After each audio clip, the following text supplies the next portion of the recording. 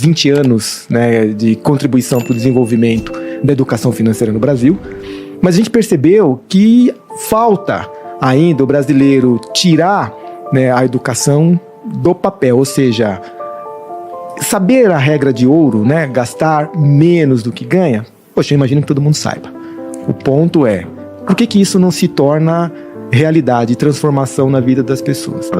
Considerando finanças pessoais e finanças dos negócios, 24 anos de carreira, livros, consultoria, palestras, minha vida está muito bem resolvida, mas a gente acredita que a gente vai mudar muito a maneira das pessoas investir e comprar e financiar, porque uma vida planejada credencia a pessoa a fazer escolhas melhores. Isso vai valer para tudo, para seguros, para investimentos.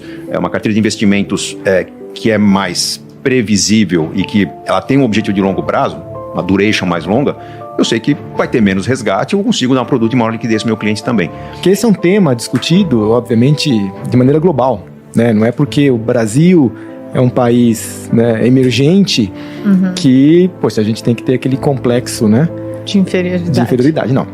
Nós passamos a fase da conscientização. Tem um trabalho muito importante feito por mim, por vocês, sim, por todos que fazem parte do Grupo Primo, todos os influenciadores. Esse agito que nós fizemos no mundo da mídia, levando a educação financeira, fez com que as pessoas hoje chegassem a uma condição de consciência. Está endividada, a pessoa sabe que está endividada porque comprou muito a prazo, porque não teve uma reserva de emergências, porque confiou demais num cenário otimista, não confiou numa mudança de cenário quando vira um governo, quando vira uma moeda, enfim. A pessoa tem consciência do porquê do problema. Ela não consegue mudar. Eu percebi, principalmente nos tempos de curso online, que oferecer um bom conhecimento impacta uma parte do público. Tem um público que é autodidata, é quem vai comprar um curso seu, quem vai ler um livro meu, quem vai assistir um evento, participar de uma palestra. Esse que vai buscar conhecimento, ele tem uma probabilidade de mudança muito maior do que aquele que é impactado indiretamente por uma notícia, um artigo. Dos que vão buscar informação, os que são efetivamente autodidatas, que leem e colocam em prática, ouvem e saem fazendo, são a menor parte, vamos citar uns 20%. O que está faltando além da educação financeira, que já existe generalizada na mídia, que já é presente nas escolas, né? Pena que começou junto com a pandemia, o assunto ficou meio diluído, aí meio por trás da cortina, mas as escolas já têm educação financeira. O que está faltando é a capacidade do público entender quais são os grandes obstáculos dentro, vamos dizer, da própria pessoa. Ela quer ter uma vida melhor, mas ela segue modelos de uma sociedade que está muito endividada. Então, puxa, eu cheguei à vida adulta, estou casando, a família quer que eu tenha uma casa própria, vou buscar casa própria onde? No banco, vê o financiamento, vem um limite de financiar até 30% da minha renda na prestação. Eu acabo seguindo modelos que são os modelos que todo mundo segue, numa sociedade em que 80% das famílias estão endividadas. Não é possível que esse modelo vá funcionar. Então, acho que o grande desafio é convencer as pessoas a seguir um modelo totalmente diferente da média.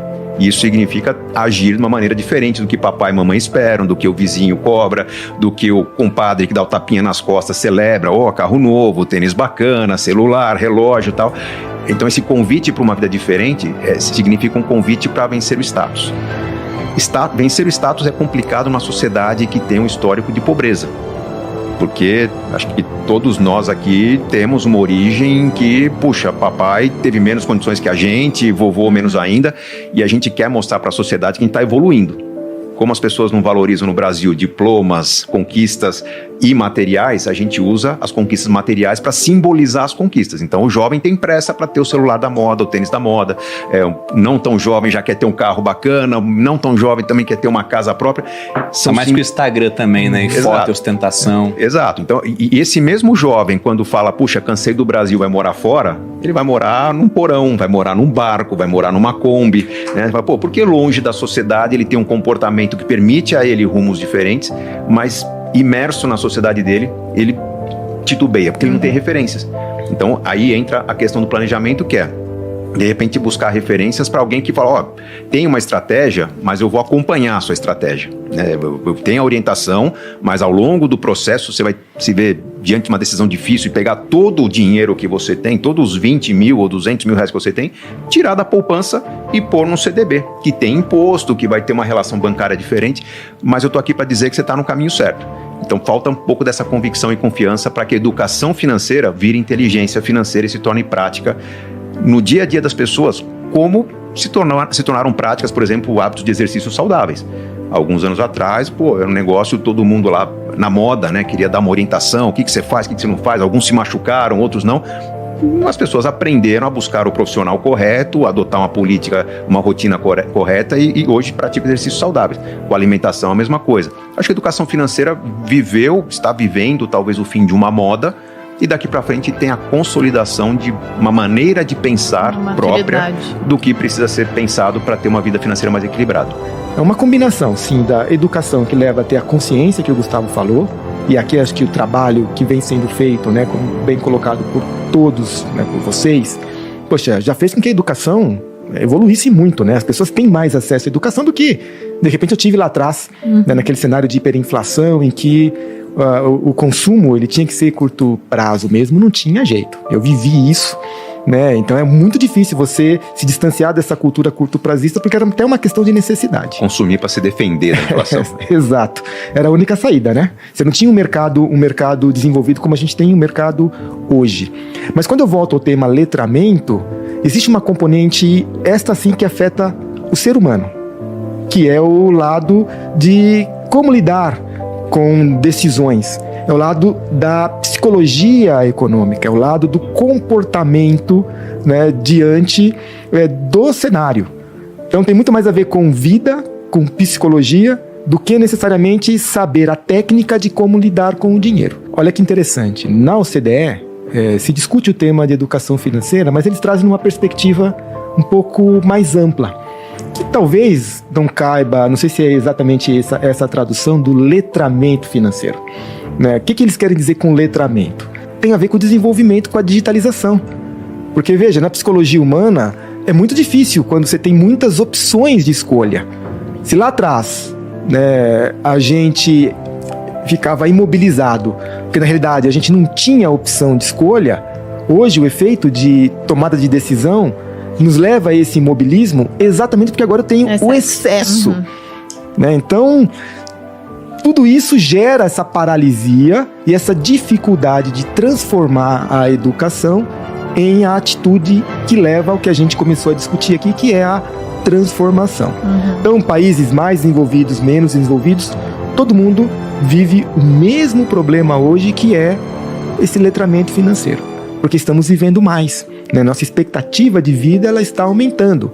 E aí está muito difícil ver o exemplo aí da discussão na França, né, em relação à reforma previdenciária. Não foi diferente aqui no Brasil e não será. A gente passará... É um eufemismo, né, cara? Quebradeira, né? Sim, né? Porque a conta não vai fechar.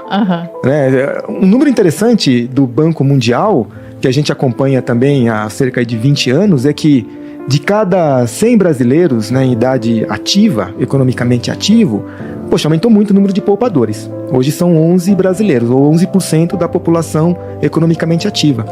Mas não tem mudado muito o ponteiro em relação ao número de pessoas que investem, ou que poupam e investem, e acumulam o suficiente para ficar independente. Agora, por que isso não está acontecendo? Porque você tem esse outro fator que é as pessoas estão vivendo mais. Então, o dinheiro, realmente, ele não está sendo suficiente para manter esse padrão de vida, esse custo de vida na longevidade. Então, junta tudo isso dentro do que é o letramento, o desafio, então, ele é da humanidade, quando se fala em finanças, o que, por outro lado, numa perspectiva positiva, tem muita, mas muita oportunidade para a gente fazer, né, um trabalho realmente que gera transformação e que pode mudar a história, né? Não, esse é um ponto muito interessante, porque melhorar a vida do endividado é a coisa mais fácil do mundo. O cara geralmente se endividou porque não tem controle. Quando ele se endivida, ele geralmente pega crédito no lugar mais fácil. O cartão de crédito tá na mão, o cheque especial já tá na conta. Aí ele pega pagando juros maiores, né? Quanto mais fácil o acesso a um dinheiro que não é seu, mais caro ele é. E, tem vários pontos para comentar aqui, porque você falou, por exemplo, do consumo na época inflacionária. E o pessoal não tem noção disso, né? Eu não peguei essa época. Eu nasci em 88, né? Apesar do Google botar que eu tenho 72 anos, é falso isso. E já estava acabando. Então, quando eu era criança, eu não peguei. Minha primeira recordação utilizando o dinheiro já era com o real. E, inclusive, uma ótima recordação. Meu pai me deu R$10,94. Eu quase comprei a padaria da esquina com R$10. Eu podia ter virado sócio. Mas, nessa época, não tinha como o pessoal se planejar para longo prazo, porque se todo dia os preços mudavam, você ganhava o dinheiro e ia rapidamente fazer sua compra de mês, que é um hábito que o americano não tem, por exemplo, e a gente tem. E comprava carne para guardar no freezer, que é uma coisa que o americano também não tinha, e a gente tem esse hábito porque os preços não paravam de subir. Então hoje, apesar de ter inflação no Brasil ainda, e comparado a países desenvolvidos até mais alto... É muito menos. É muito menos, é muito mais fácil se planejar para o futuro. Só que o pessoal não se planeja e continua gastando mais do que ganha. E o Sebastião citou uma estatística que eu ia colocar aqui, que é da Confederação Nacional de Comércios de Bens, Serviços e Turismo, falando que a gente está batendo recorde histórico de endividados. Praticamente 78% da população. Isso dá quase 70 milhões de pessoas. Pra gente bater, né? Pelo amor de Deus. Gente, são 70 milhões de endividados no Brasil. Isso aí é uma Argentina inteira, que são os 45 milhões de pessoas. Você soma com o Paraguai, com o Uruguai, com o Chile. É isso que tem só de endividado dentro do nosso país. E é tanta gente que isso virou comum, e o comum é tido como normal.